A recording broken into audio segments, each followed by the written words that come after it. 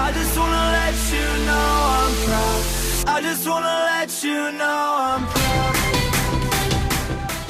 What's up, guys? It's Benny. One of the circles I can't square with this whole ongoing smoldering Epstein saga and the Trump administration is why they're taking the L. Why?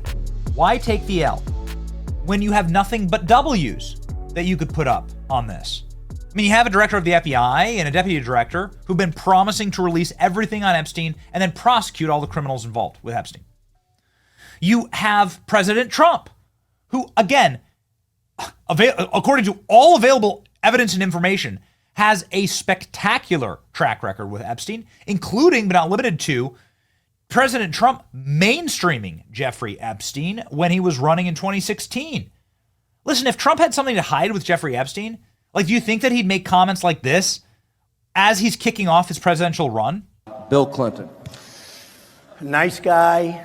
Got a lot of problems coming up, in my opinion, with the famous island with Jeffrey Epstein. A lot of problems. You know, he wasn't even asked about Epstein here, but Trump brought it up on purpose. You raised the question of Jeffrey Epstein in your remarks about in the Q&A. Well, I think he's got a problem. I mean, what do you think the problem will be? I don't know, but that island was really a cesspool. There's no question about it. Just ask Prince Andrew. He'll tell you about it. The island was an absolute cesspool. So he brings up, like, the world didn't even know about Bill Clinton and Prince Andrew at this time.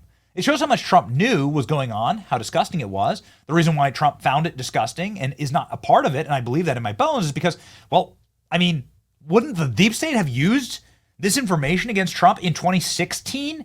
Wouldn't the immediate response to this clip be like, yeah, here's the videos, here's all the videos and all the stuff we have on you? You know they would have done that. They released everything else on him. They shot him in the head. They released the Access Hollywood tape.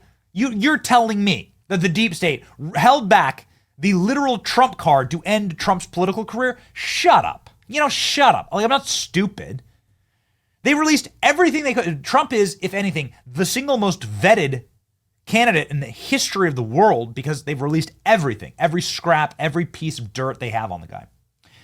You're telling me they're sitting here with Epstein tapes like on Trump, and 2016, 2020, and 2024 go by, and the deep state doesn't release it, and the deep state had him for all that time? Shut up, right? Trump kicked Epstein out of his club. Trump tipped off the Palm Beach police that Epstein was a pedo. These are matters of fact. These are matters of public record. Go check with the prosecutorial team for the state of Florida. They said that Donald Trump's the only guy who helped him put Epstein in prison. Why am I saying all this? I'm saying this because I don't understand why they're taking the L. They have a good track record with this. It doesn't make any sense. You know, now their strongest allies are out here like raging and screaming, you know, Pam Bondi's got to resign, head's got to roll. And the reason why is because, like, these individuals like Megyn Kelly, Tucker Carlson, Steve Bannon, they care about the movement. When you have Glenn Beck and Tucker Carlson and Steve Bannon and Megyn Kelly and Jesse Waters and Greg Gutfeld and all of these guys saying this is a nightmare, it's a nightmare. Okay? It's a nightmare. So how do you fix it? Because what you need is a durable coalition to continue the MAGA movement through President Trump's single term, right? And that's what really concerns me right now, is that the MAGA base feels betrayed.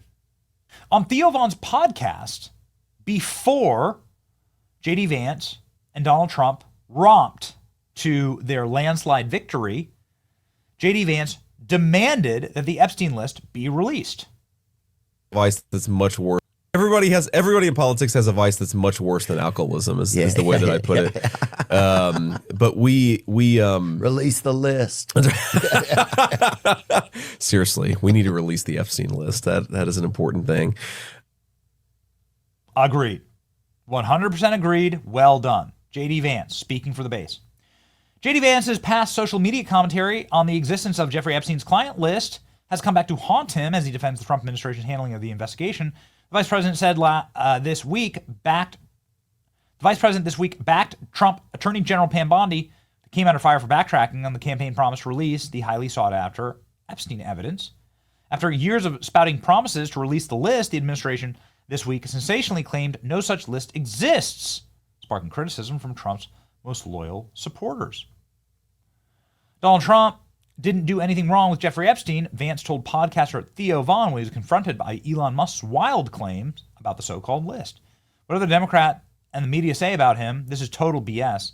The vice president to Donald Trump said, "My loyalties are always going to be with the president." For the past several years, Vance himself has been one of the most outspoken critics of the former administration's handling of the Epstein investigation. As early as 2021, posting on X, Vance staunchly believed the client list existed and the public deserved to see it. Let's go ahead and look, shall we? What possible interest could the U.S. government have in keeping Epstein's clients secret, says J.D. Vance in 2021. If you're a journalist and you're not asking questions about this case, you should be ashamed of yourself. What purpose do you even serve? I'm sure there's a middle-class teenager somewhere who could use some harassing right now, but maybe try to do your job once in a while, says J.D. Vance in very strongly worded statement on December 30th, 2021, after the news of the sweetheart deal to keep Ghislaine Maxwell's little black books of contacts secrets. Right? This is what he was responding to. Are you paying attention yet? DOJ and Ghislaine Maxwell lawyers have made a deal that her little black book of contacts will never be made public. Wow. J.D. Vance based on that issue, saying journalists need to look into this. I think about this column about once a month, says J.D. Vance.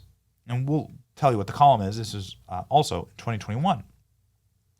Remember when we learned that our wealthiest and most powerful people are connected to a guy who ran a literal child sex trafficking ring, and then that guy died mysteriously in jail, and now we just don't want to talk about it, says J.D. Vance. Based. What article did he share? This says, Jeffrey Epstein case, why people believe in Pizzagate. Mysterious cabal, billionaires, and politicians and Hollywood bigwigs running an international sex trafficking ring? Ridiculous, right? The article, which is well written, goes on to say the fact that this is real, that Jeffrey Epstein absolutely did he definitely did these things, and he's this powerful. Like, it goes through all of the details that we know. No speculation in this article, just the details that we know about Jeffrey Epstein's sordid affairs and cover-ups. That, like, this is why nobody has any faith or trust in the federal government. That's what the article says. It's a great article, and J.D. Vance was right to share it, and he's right to be angry about it. Seriously, we need to release the Epstein list. That's an important thing, says J.D. Vance. Goodness gracious.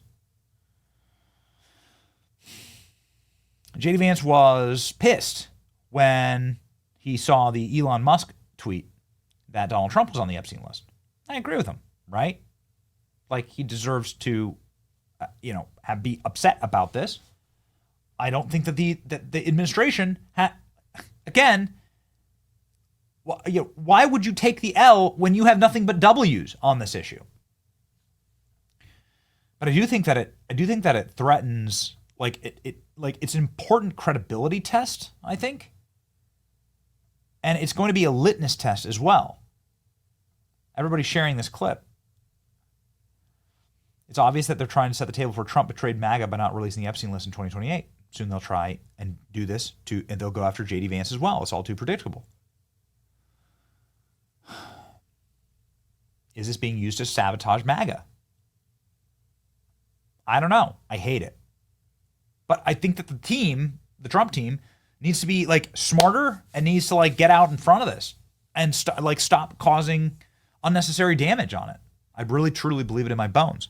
I really like J.D. Vance, and I really like so much of what the administration is doing. I'm massive fans of it. I'm giving tough love because that's what you need from your friends in moments like this.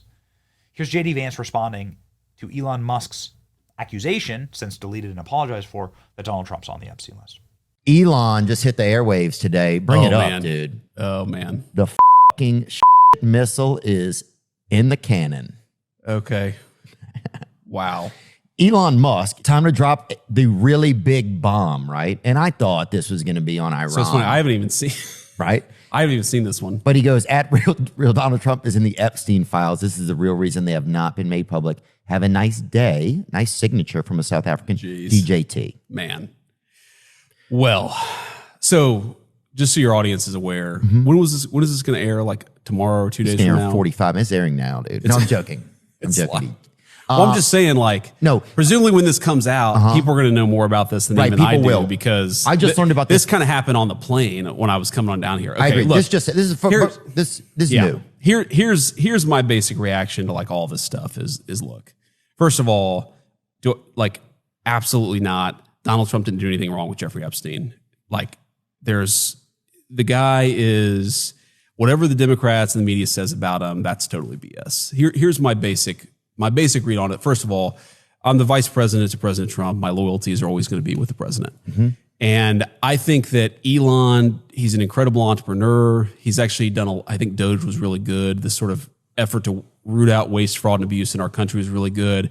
And look, man, I'm always going to be loyal to the president. And I hope that eventually Elon kind of comes back into the fold. Maybe that's not possible now because he's gone so nuclear. Well, his feelings but I hope it is, man. Like his because feelings are hurt. Why though? Do you know why? Yeah, I mean, so look, I think number one, Elon's new to politics, right? So his businesses are being attacked nonstop. They're literally like firebombing some of his cars. And by the way, we're looking into a lot of this stuff. I mean, some of that stuff we're looking into is an act of terrorism at the Department of Justice because I think it is an act of terrorism. So I think part of it is this guy got into politics and has suffered a lot for it.